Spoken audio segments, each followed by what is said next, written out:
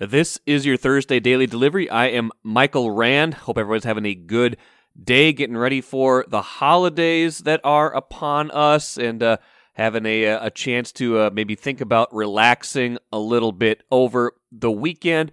Programming note, I think I've mentioned this once or twice, but no regularly scheduled shows next week. We'll have one bonus episode towards the end of the week. Lavelle E. Neal III and I will sit down and talk about everything we liked about 2021 and what we think about coming up in 2022. So that'll go live sometime late next week, but no other shows next week. Going to take a little break here. Maybe you guys can get some time off as well. Hope you have a chance for some downtime. Today we've got a lot of good stuff. Chris Autman-Bell, Gophers football wide receiver, will join me here in just a little bit. Really enjoyed a conversation I had with him the other day as the Gophers are getting ready for the Guaranteed Rate Bowl against West Virginia next week. Also chatted with Randy Johnson, Gophers football beat writer, a little bit more about that bowl game, about the season, and about where he sees them headed in 2022. Also, we'll have a pizza update. Patrick Royce boldly claimed on Monday that he was older than pizza, and we have some corroboration from a listener. But first, what did I miss? I'll talk about a pair of lefties that are very essential to what's going on in basketball here, in men's basketball, at least in Minnesota. Let's start with Jamison Battle. Had a big game again for the Gophers against Wisconsin Green Bay. The Gophers ended up winning. It was a little bit of a struggle, though. They were down 29-28 to a team that entered that game 2-8, but ended up pulling away for a 72-56 win. Jamison Battle, another big game for the Gophers. The left-handed shooter finished with 23 points, had 15 in the first half to at least keep them close. He went 6 of 7 from the field in the first half. Like Marcus Fuller and I talked about earlier this week, he's the kind of guy that can get hot. He's their leading scorer. They depend on him for, baskets to stop the bleeding, baskets to, just scoring in spurts, which is so important. Without Jamison Battle, that game could have gotten really, really ugly.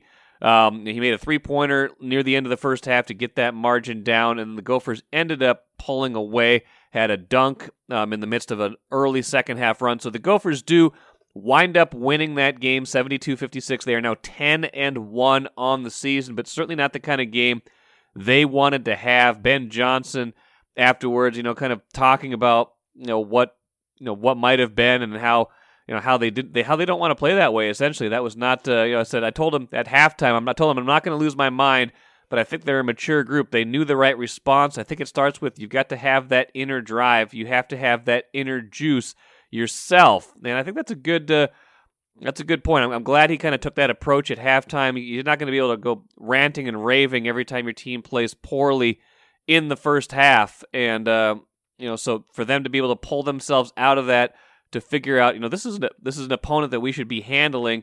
We're not playing the right way, and to pull out of that was a good thing. But still, a lesson learned in a win is better than a loss. Eric Curry after the game said, "The team that we were in the first half of this game wasn't a team that was trying to get better. We were just going through the motions.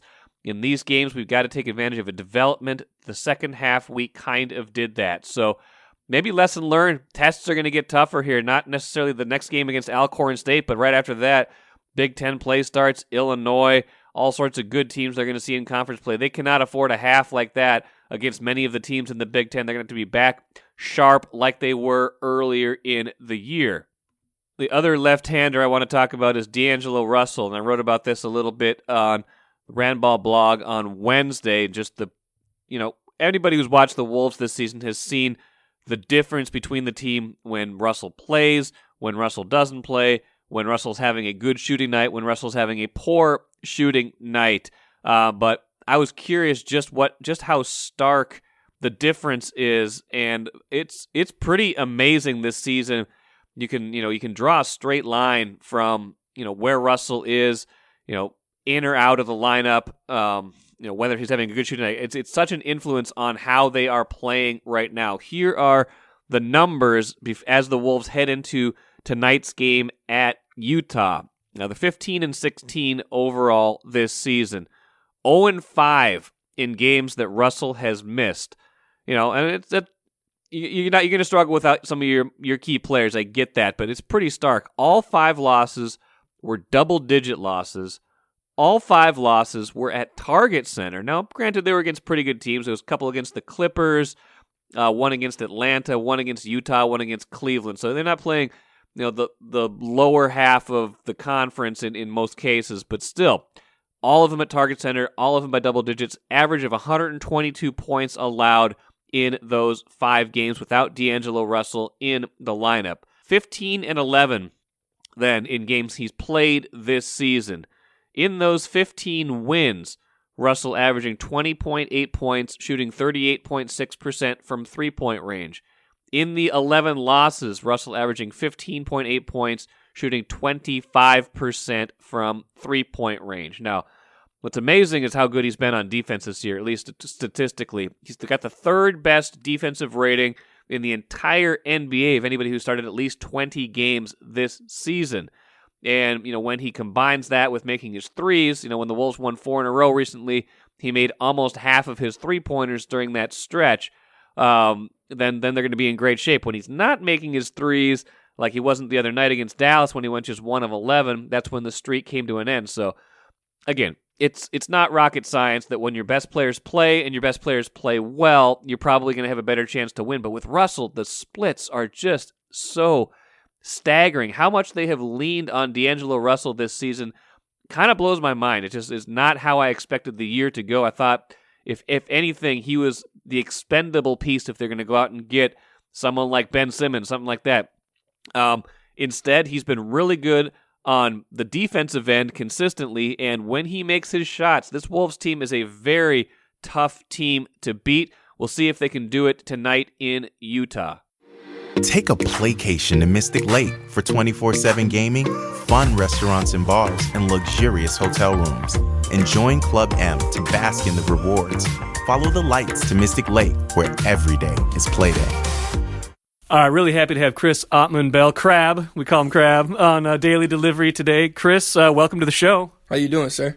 I'm doing very well. You're coming back for a super season, sixth year. You were just talking in the group setting kind of about the thought process going into that. It can't be an easy decision. Walk me through kind of you and your teammates are kind of making that decision for yourselves, but also kind of as a group. How did you arrive at the decision to come back for another year? I first want to start out by saying that I appreciate my teammates and my coaches for letting me just finish out the season first and before making this decision and, being here, right now before thinking about anything in the future. But I talked to my mom, week in, week out about what I wanted to do. I was in here, I was here, I was there, I was here, there, what decision I wanted to do. And I think after the Wisconsin game, I went in and talked to Coach Simon, I talked to Coach Fleck, literally our conversation with each of them both. And, I think I made the right decision to come back, and get better within myself and be a better player, be a better leader, and just take that one step, that last step in development, so I can go into the future in the NFL with the right mindset and stuff like this. So I think I made the right decision for myself. I get to come back and lead these guys to something even greater than what we've been or what we've seen. I know we can, and I just want to say I'm grateful to just have another chance to come back. I get to get my master's degree. Everything works out within coming back during the 6 years, so I'm grateful, I'm happy, and I'm excited to do it. What are you getting your master's in? Youth studies. I'm a big guy. I love the youth. I love giving back to the youth and just being a role model and a leader for those guys and the young kids. And I just love the kids, man. I love just being someone they can look up to and someone they can lean on. So that's what I get my master's in. Very cool. I love to hear that. So you get 3 other, key offensive guys coming back at the same time. Tanner, Mo, obviously. How much influence does, when one of them says, yeah, I'm doing it, how much does that tug you a little bit in that direction? I think Mo was the first one to say he was coming back. And, I kind of hit my mind like, that's my guy I came in with. It's coming back it definitely wasn't on his mind. Obviously, it was more Abraham, but seeing a leader like that, saying he put everything to the side and put himself first, put his teammates first to come back for one more year just to prove to himself, like the same thing I did, is just proving to himself that he can do this and he can be that guy. It kind of played a part in it for sure. Turner coming back, John Mike coming back. I talked to those guys, and it was just one of those things like, to be and come back and do something special just one more time as together with the guys you came in with. So it definitely played a huge part, and as you can see, I'm back. So. And one more thing about the decision to come back. Kirk Shiraka decides he's going to be the offensive coordinator in that time frame. How does that play into your decision? Because he obviously had some success with him in 2018 and 2019. I definitely made the decision for myself. It's kind of the thing. I didn't let anything that happened within the changes, coaching staff change or anything. I kind of made the decision for myself. But Coach Surratt definitely made it. He was a huge impact on the decision. Like I said, I've been with Rock since Western Michigan. Came to my school. I've known Rock for a while. Literally, as soon as he came back, we started joking around again. He's been here. I love him.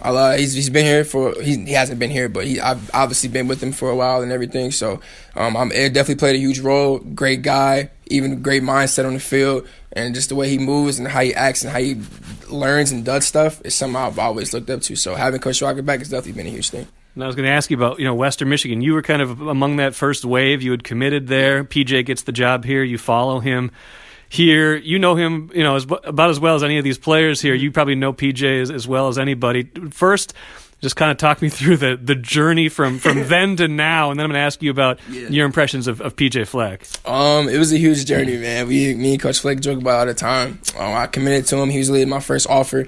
Gave me literally the first chance to come play at a Division I level. I literally got the offer from Coach Callahan. Shout out to Coach Callahan. Got the offer from him. I went up to Western Michigan to visit, I think, that weekend.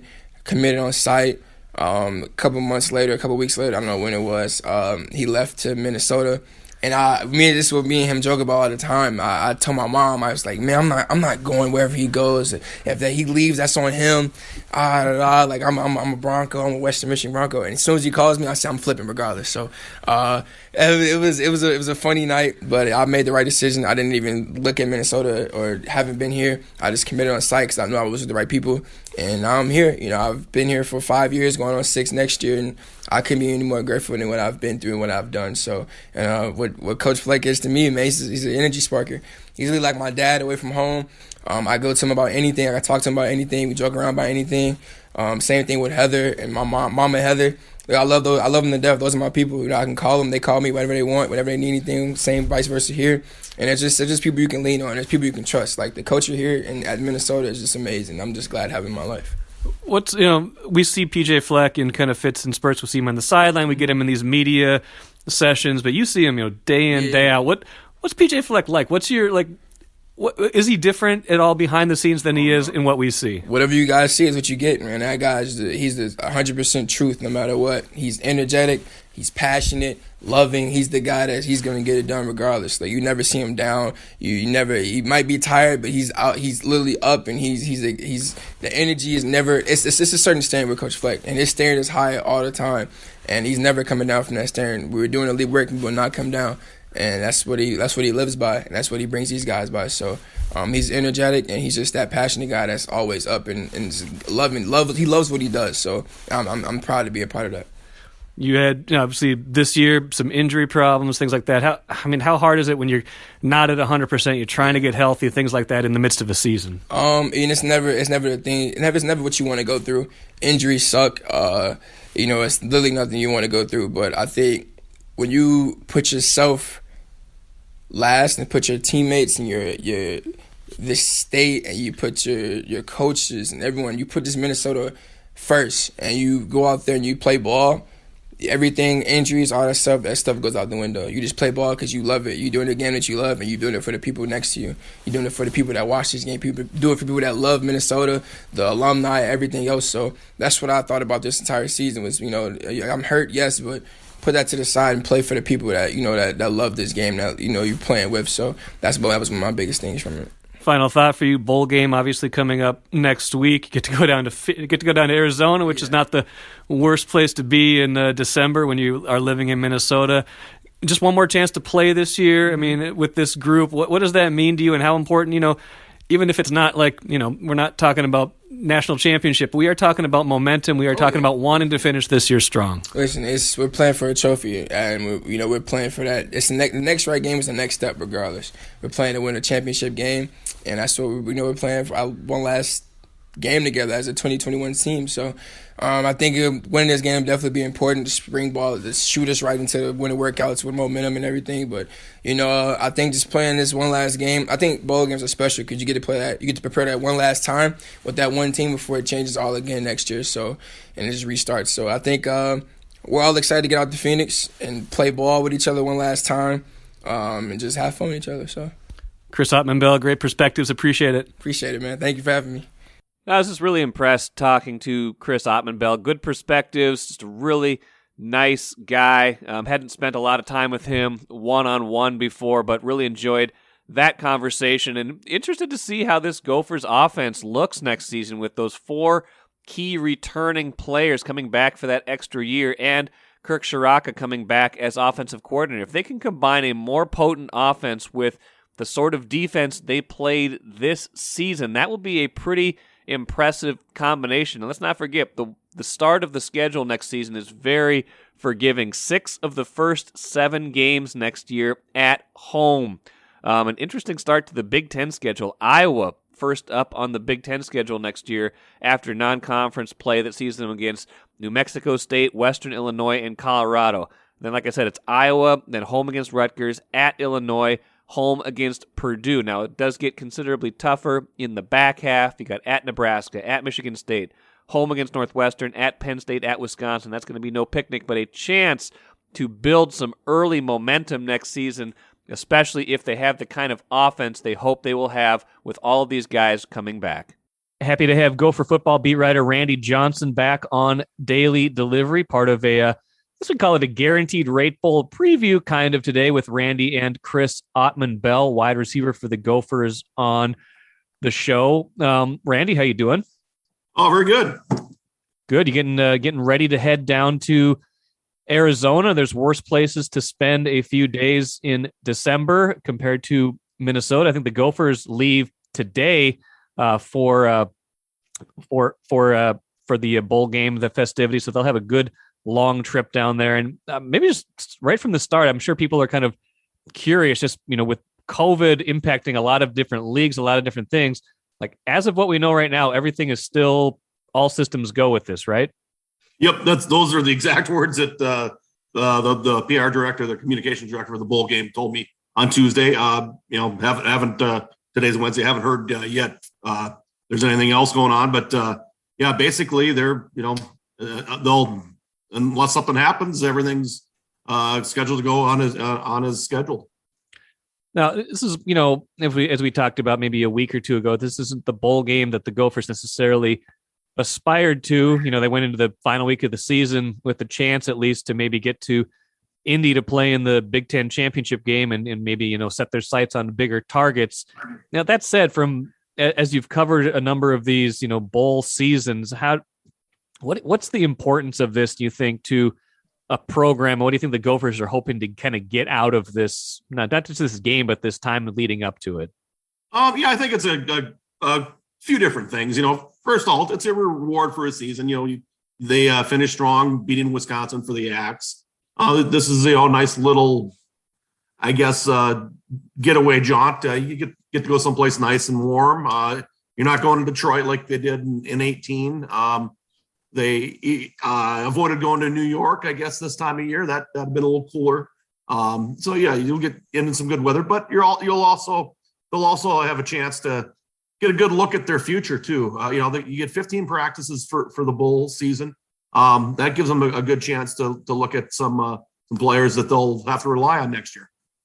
Who stands out in that mix, do you think? I mean, it's a long ways off, and I'm sure they're still evaluating everybody, but maybe not even just individuals, but as you think about positions of need, positions that will need, some of these younger players who haven't played yet to step in, how do you assess that as we kind of spin forward to 2022? I think both the offensive and defensive lines are going to have big losses in personnel. So the younger guys, when they get in, you'll have a chance to see what they can do. Those are two important spots. The offensive line is going to lose 4 starters. They have one very good starter coming back in John Michael Schmitz, who just declared last week that he's coming back. Then on defense, they're they're losing a couple ends, and presumably they haven't announced it yet, but Boye Mafe and Sezi Otomo, who are bound for the Senior Bowl.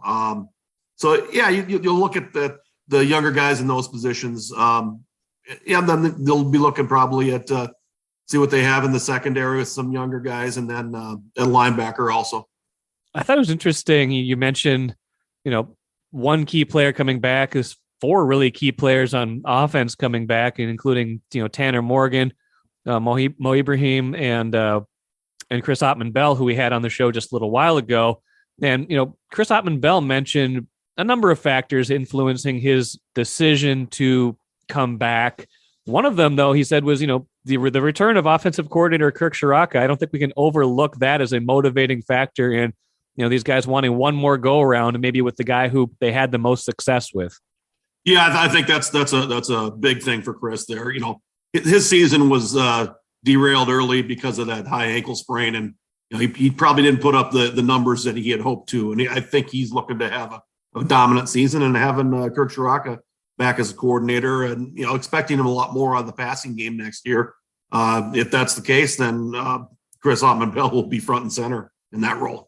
Yeah, absolutely. And it's, with all the youth they're probably going to be leaning on in some cases, nice to have 4 sixth-year guys basically coming back to anchor the offense at least. And, in a defense that was very good this year, we'll see if they can keep that going in the bowl game and beyond. Autman-Bell in his general media availability on Tuesday did mention West Virginia's. He said a lot of complimentary things about West Virginia's defense.